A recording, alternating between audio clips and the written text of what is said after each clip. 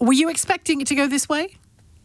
Well, I think the Trump administration anticipated that this was what was going to happen. And I think all the comments over the last couple of months were very much looking at the possibility that the Supreme Court was going to go against the White House.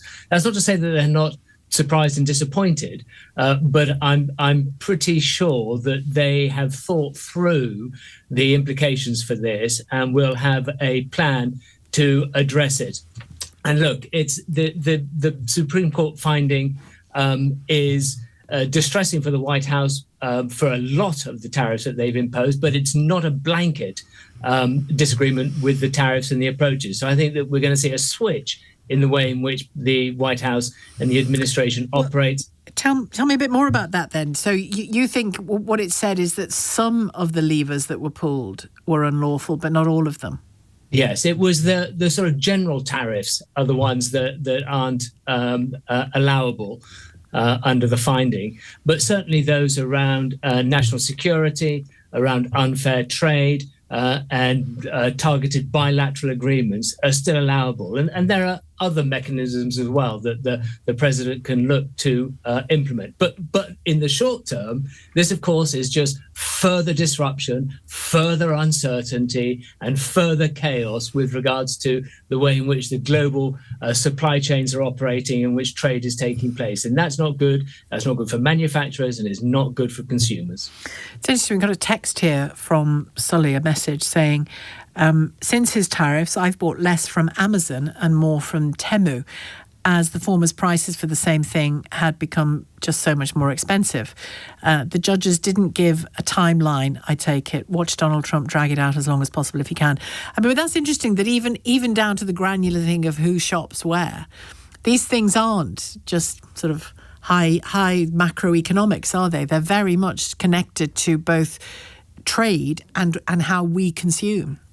Yeah, the multinational is local, is the reality, and the messenger mentioned Temu. Of course, now they're facing a challenge with the removal of something called de minimis. You don't need to understand the technical details of that, but it was an allowance whereby small packages under $130, $170 and euros were subject to tax or customs requirements.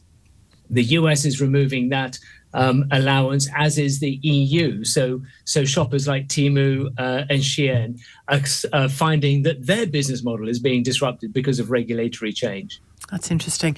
Just a statement here from a government spokesperson you might be interested in and comment on.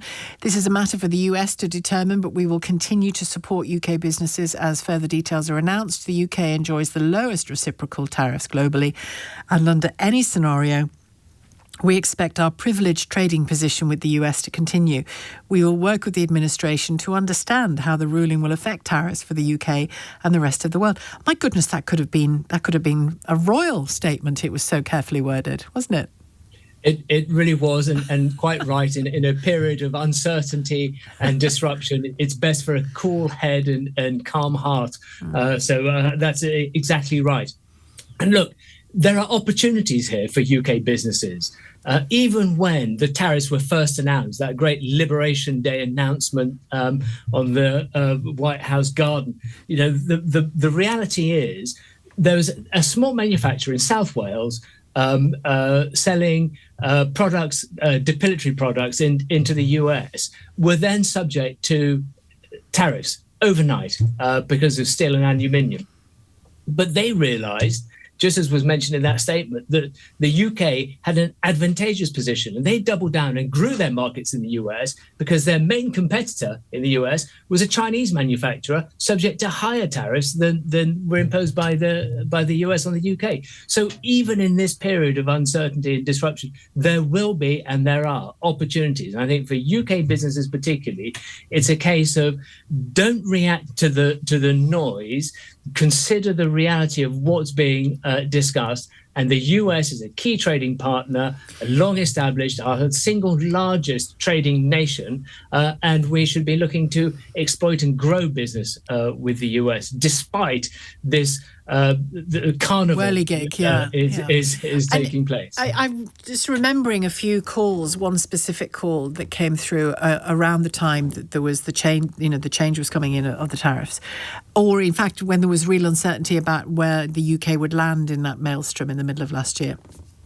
And this chap ran made here in the UK, a very small company, but made luxury speedboats, small, medium-sized luxury speedboats for a very particular market in the States, obviously high-end market in the States. He said he felt that depending on the level of those tariffs, his business could just have to fold.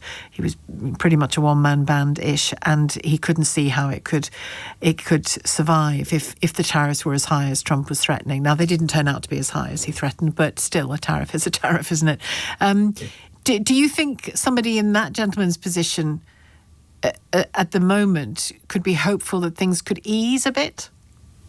Yes, and I think there will be a period now where things will ease. The reality is that the tariffs were imposed for very specific reasons to address what President Trump thinks was many years of abusive practices by other nations. The UK was caught up on the periphery of that. It wasn't the key target, and President Trump isn't looking, I don't think, to really penalise UK businesses or trade with the UK. There are others that it is looking to address, China, particularly the EU as well. So I think for UK businesses, there will be, whatever the outcome of this, opportunities in the US. But the key message, particularly for that business, is that in the world in which we now live, and we're never going back to what existed even 18 months ago. The world in which we now live, being a single source, single market operator, is a hugely vulnerable position to be in.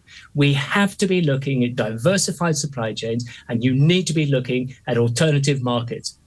If you are overly reliant on one single source or one single market, I'm afraid to say, because of the instability, because of the uncertainty, and because of the way that trade is being used as a geopolitical weapon, your business is vulnerable if you are single source.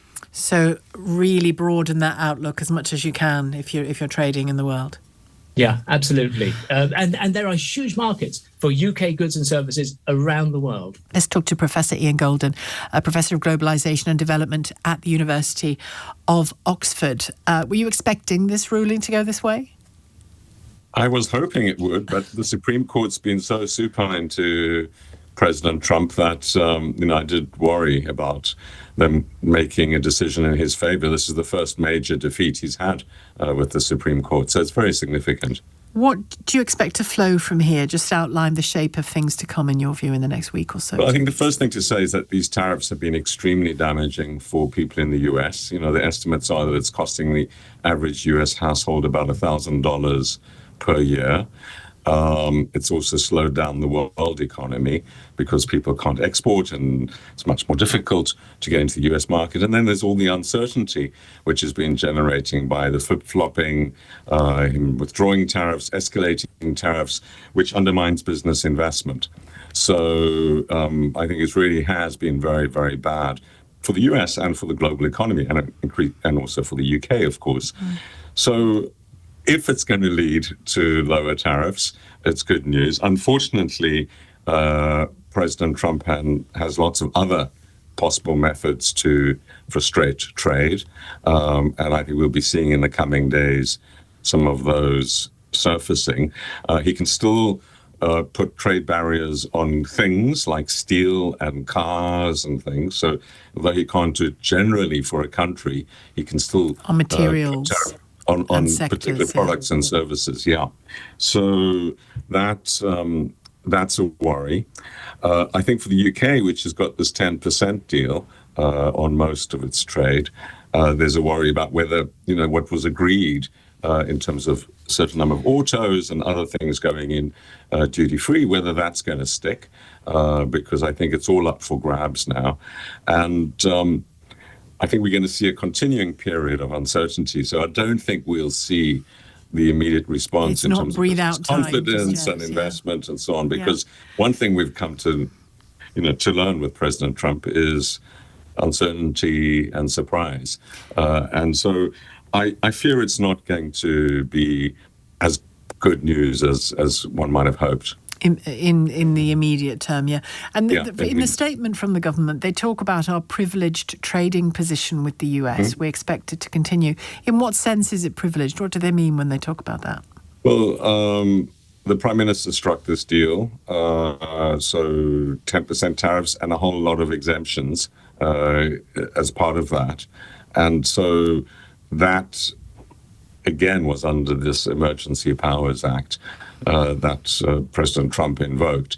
So, if that is no longer the case, it'll have to be struck under some other legislation. I think that's quite possible, but this all creates uncertainty. So it's interesting to see that share prices have gone up in the European car industry, though, and exporters. So I think the market is expecting that this will lead to lower tariffs. You've already hinted at, more than hinted at, the fact that others might remain and that he still has levers at his disposal, including legal ones. The specific ruling here in the Supreme Court is that he unlawfully used emergency legislation, emergency powers, because no emergency existed.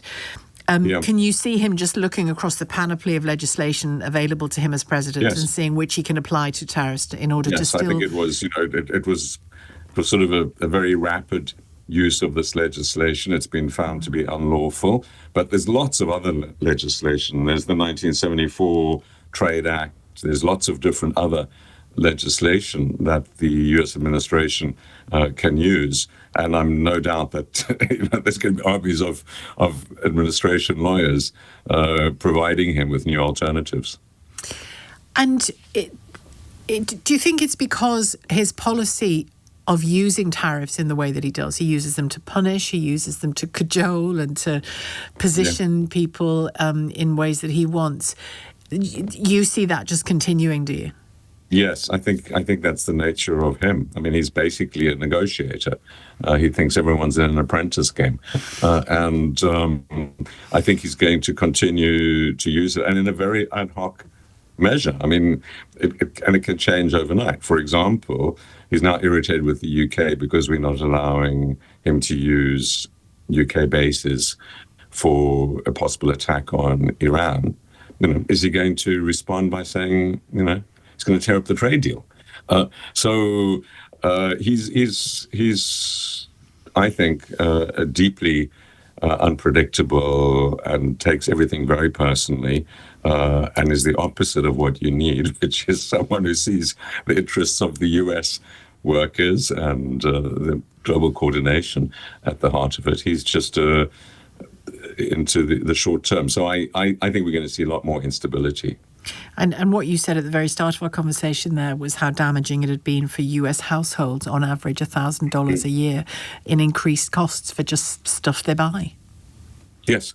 And of course, poor people suffer particularly because they spend a bigger share of their incomes on these cheaper products which come from overseas, and less of their income on services, massages and meals and things, and more on cheap sneakers, t-shirts, food, and so on. So it's very regressive. But that average plays out in different ways for different households. But poorer people have suffered more than wealthier people. And of course, the jobs have not compensated. I think the argument the administration would make is they're doing this to create jobs and to create revenue for the US.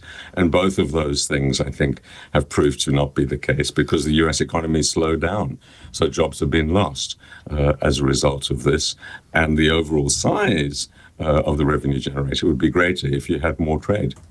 Just a final thought. I was just interested to hear Nigel Farage earlier this week saying, it does connect to this story, I promise you, talking about an end to... Sorry, it was Robert Jenrick, not Nigel Farage, talking about bringing an end to the political and economic consensus that the world has had largely since 1992. What do you think he meant by that? And does this play into that? Or does this illustrate that even? I think they're basically mirroring the Trump playbook on this. I think they want to destroy the Trump certainly wants to destroy the international system. He's stymied the World Trade Organization, which can't do anything at the moment. They won't appoint appellate judges or anything to it.